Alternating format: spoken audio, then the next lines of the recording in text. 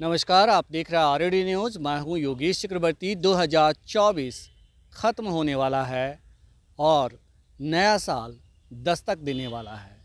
नए साल में अब चंद दिन बचे हैं और नए साल में यानी कि 2025 में बिहार विधानसभा के चुनाव होने हैं और चुनाव को लेकर अभी से तमाम राजनीतिक दल चुनावी तैयारियों में जुट गई है।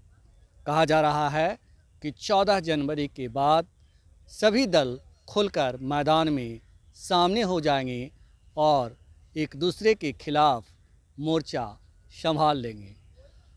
2015 में तेजस्वी यादव प्रतिपक्ष के नेता जो हैं वो जेडीयू के सहारे सत्ता में आए थे और 2020 के बारे में कहा जाता है कि चिराग के मैदान में होने की वजह से सबसे बड़े दल के रूप में उभरे। लेकिन 2025 में तेजस्वी यादव का क्या होगा? क्या 2025 में तेजस्वी यादव की पार्टी आरजेडी 2010 का परिणाम दोहराएगी या फिर तेजस्वी यादव एक बड़े प्लेयर के तौर पर एक बार फिर बिहार के ही नहीं देश की राजनीति पर नज़र रखने वाले और राजनीति से सरोकार रखने वाले लोगों को चौंकाएंगे? आज हम इसी मसले पर सीनियर जर्नलिस्ट संतोष कुमार जी से बात करते हैं। संतोष जी, क्या कुछ होने वाला है आरजेडी की ओर से? तेजस्वी यादव क्या कुछ कर रहे हैं? देखिए, महाभारत में धृतराष्ट्र को भी एक संजय था जो कि पूरा महाभारत का वृत्तांत सुनाया था। तो तेजस्वी यादव के भी एक संजय हैं, मिल गए हैं। उन्हीं के भरोसे वो अपनी नैया पार लगाना चाहते हैं। तो ये चुनावी महाभारत है। वो महाभारत अलग था कौरव और पांडवों का, यहाँ राजनीतिक महाभारत शुरू है और इस महाभारत में वो संजय के आँख से पूरा बिहार देखना चाह रहे हैं और ये भूल जाते हैं कि भाई नीतीश के कारण कभी वो सत्ता में आए तो कभी चिराग पासवान के कारण, ना कि वो नौकरी के कारण आए और ना कि उनकी लालू प्रसाद के कारण। जो लालू प्रसाद का बेस वोट बैंक था, जो जनाधार था, वो खिसक चुका है। जो समाजवादियों का वोट बैंक था वही लालू प्रसाद का वोट बैंक रह गया है। उस वोट बैंक में कुछ जुड़ाव नहीं हो रहा है। अगर जुड़ाव होगा तो उन्हें किसी न किसी को लाना पड़ेगा और वो किसी को ला नहीं रहे हैं। आप भारतीय जनता पार्टी देखिए, केंद्र में पिछले 10 वर्षों से सत्ता में है, लेकिन नीतीश कुमार को भी जोड़ रही है, चिराग पासवान को भी जोड़ रही है, जीतन राम मांझी को भी जोड़ रही है, उपेंद्र कुशवाहा को भी जोड़ रही है, अब मुकेश सहनी पे भी डोरे डाल रही है। कम सीट लेकर के भी वो सत्ता में आ रही है हासिल। तो भारतीय जनता पार्टी झुकना जानती है। और तेजस्वी यादव बोला ना, महाभारत धृतराष्ट्र को जिस प्रकार से अहंकार था उसी प्रकार तेजस्वी यादव को एक प्रकार से अहंकार ही कहा जाए कि भाई हम 15 में भी सबसे बड़ी पार्टी थे, 20 में भी सबसे बड़ी पार्टी थे, तो 25 में तो मुख्यमंत्री बन ही जाएंगे। नो डाउट वो मुख्यमंत्री बन सकते हैं, लेकिन संजय की आंखों से नहीं, बिहार के जनता की आंखों से उन्हें देखना होगा बिहार को, तभी वो सत्ता में आ सकते हैं।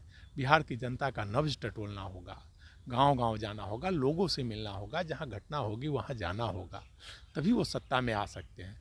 क्योंकि नीतीश जी के खिलाफ एंटी इनकम्बेंसी बहुत ज़्यादा है, अपर कास्ट उनसे नाराज़ है, लेकिन फिर भी एक गठबंधन इतना मजबूत है कि लास्ट में सब लोग एकजुट हो जाते हैं और बहुमत आ जाती है।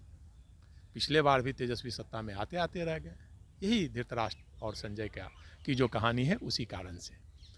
तो उन्हें लालू प्रसाद साधु और सुभाष के कारण बर्बाद हुए।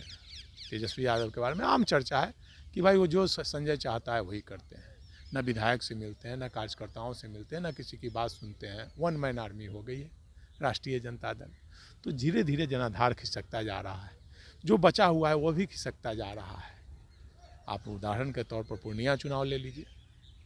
पूर्णिया से अगर आरजेडी पप्पू यादव को टिकट देती तो वो नहीं जीतते, हार जाते, लेकिन उनको टिकट नहीं दिया। निर्दलीय वो चुनाव लड़े, अपर कास्ट का भी वोट मिला, यादव का भी वोट मिला, सारा वोट मिल गया, मुसलमान का भी मिला और जीत गया, तो नेता हो गए। तो राजनीति में जिद नहीं करनी चाहिए, राजनीति झुकने का नाम है।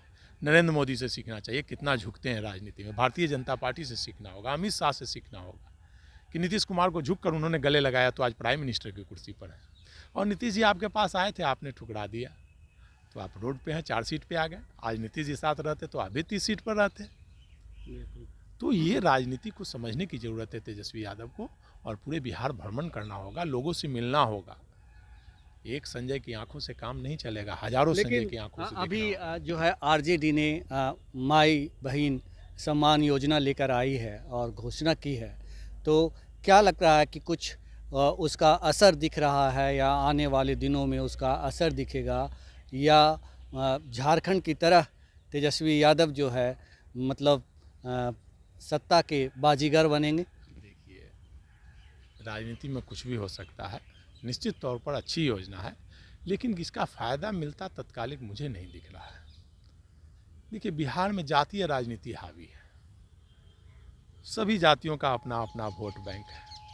तो उस जातीय गठबंधन और जातीय वोट बैंक को एकजुट करने में भारतीय जनता पार्टी को महारत हासिल है। उन्होंने नीतीश कुमार को अपने पाले में करके 15% वोट बैंक तो अपने पाले में कर लिया। उपेंद्र कुशवाहा जो कि हार गए, फिर भी उनको राज्यसभा भेज दिया, कर अपने पाले में कर लिया। जीतन राम मांझी को दे दिया, उनकी बहू को दे दिया, बेटा को दे दिया। अब मुकेश सहनी पर डोरे डाल रहे हैं। तो भारतीय जनता पार्टी सबको अपने पाले में करना चाहती है और एक एक तिनका तिनका जोड़ कर वो भवन बना रही है। और आपके पास भवन है और भवन से ईंट उखड़ती जा रही है, एक एक ईंट निकलता जा रहा है आपका, लेकिन आपको कोई परवाह नहीं। आप नेता विरोधी दल हैं, आप सत्ता के नशे में मतांध हैं। तो धीरे धीरे आपकी ज़मीन खिसकती जा रही है। हाँ, लेकिन अगर वो मेहनत करते हैं तो निश्चित तौर पर सफलता मिलेगी उन्हें। अगर यही रवैया रहा तो मुझे लगता है कि नेता विरोधी दल की कुर्सी भी खतरे में दिख सकती है। नहीं, रवैया यही रहा। रवैया अगर यही रहता तो वो ये नहीं कहते कि अगर हम सत्ता में आए तो माँ बहन सम्मान योजना हम लाएंगे। कहीं ना कहीं उनके अंदर भी होगा कि भाई हम मुख्यमंत्री की कुर्सी तक पहुँचें। देखिए, जी, राजनीति में जो भी रहता है सब कोई सोचता है कि हम मुख्यमंत्री बनेंगे, एमपी बनेंगे, एमएलए बनेंगे, लेकिन बनता तो कोई एक ही है।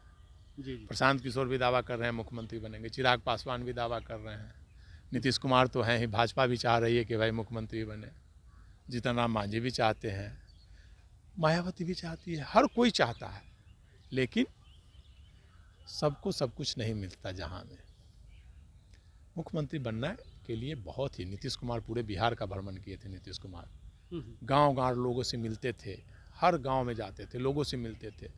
पूरे बिहार का कोई ऐसा जिला प्रखंड नहीं होगा जहां नीतीश कुमार नहीं गए होंगे। एक एक दिन में 5-5, 10-10 सभा होती थी उनको, और 1-2 नहीं 3-3 बार वो पूरे बिहार का भ्रमण किए। एक बार फिर दौरे पे हैं। और फिर अभी भी मुख्यमंत्री रहते हुए भी वो दौरे पर जा रहे हैं।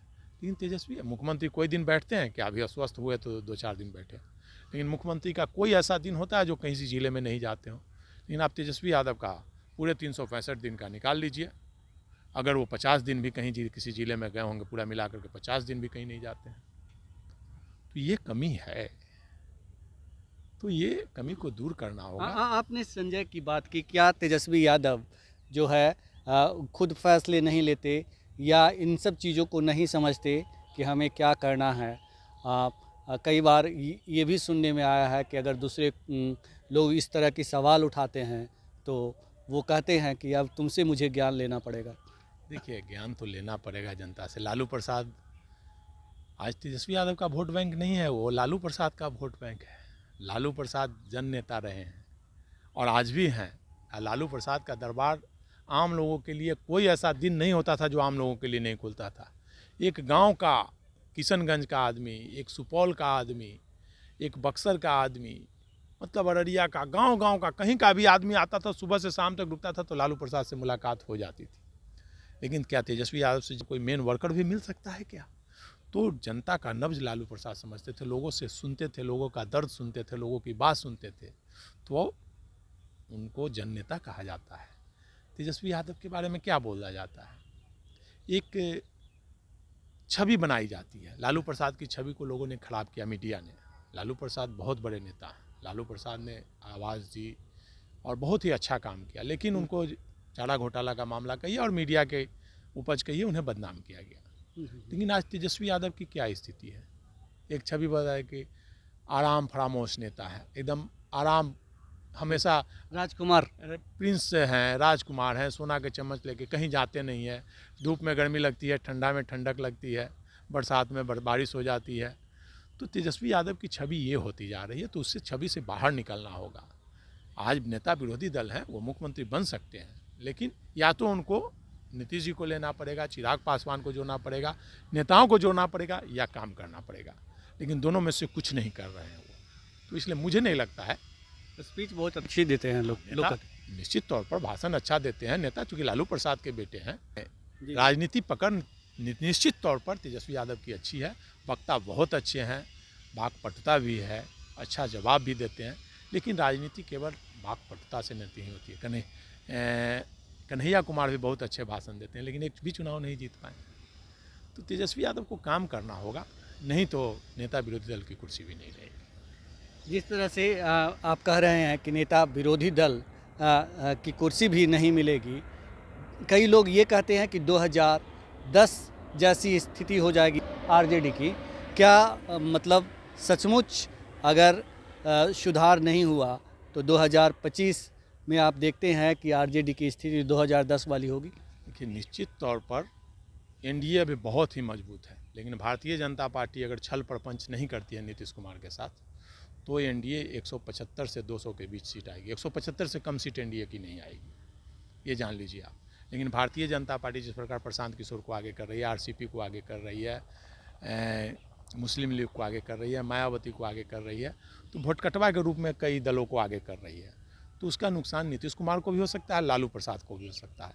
अगर भारतीय जनता पार्टी नीतीश कुमार के पीठ में खंजर नहीं भोंकती है, तो निश्चित तौर पर एनडीए सत्ता में आएगी, नीतीश कुमार फिर से मुख्यमंत्री बनेंगे। अगर भारतीय जनता पार्टी भीतरघात करती है, तो उसका फायदा तेजस्वी को फिर मिल सकता है। जिस प्रकार से 2020 में मिला था, उसी प्रकार से फिर मिल सकता है। ऐसे काम के बल पर देखा जाए तो मुझे दूर दूर तक संभावना नहीं दिख रही है। कोसी का इलाका जो कहा जाता है कि वहाँ से बड़े पैमाने पर यादव वोट बैंक भी आरजेडी से छिटक चुके हैं, सचमुच ऐसा है? यादव वोट बैंक केवल यादव और मुस्लिम के सहारे आप सत्ता में नहीं आ सकते हैं। लालू प्रसाद 15 वर्षों तक सत्ता रहे, तो पिछड़ों, दलितों और पूरे समाज का वोट उनको मिला था। यादव और मुसलमान के सहारे सत्ता में नहीं आ सकते हैं, और आपको जोड़ना पड़ेगा। एक वोट आप नहीं जोड़ पा रहे हैं। जी जी जी, आप जोड़िएगा तभी सत्ता में आइएगा। आपके पास से निकलते जा रहे हैं लोग। आपके पास से उपेंद्र कुशवाहा निकल गए, जीतन राम मांझी निकल गए, मुकेश सहनी भी निकलते जा रहे हैं, तो आपके पास कौन बच रहा है वोट बैंक? जोड़िएगा तभी सत्ता में आइएगा। लालू प्रसाद भी सत्ता में आए तो उनके साथ रामविलास पासवान थे, शरद यादव थे, नीतीश कुमार थे, जॉर्ज फर्नांडिस थे, दिग्विजय सिंह थे, सारे नेता थे। जैसे जैसे उनके नेता हटते गए, वैसे वैसे लालू प्रसाद सत्ता से दूर होते चले। तो तेजस्वी यादव की वही स्थिति है।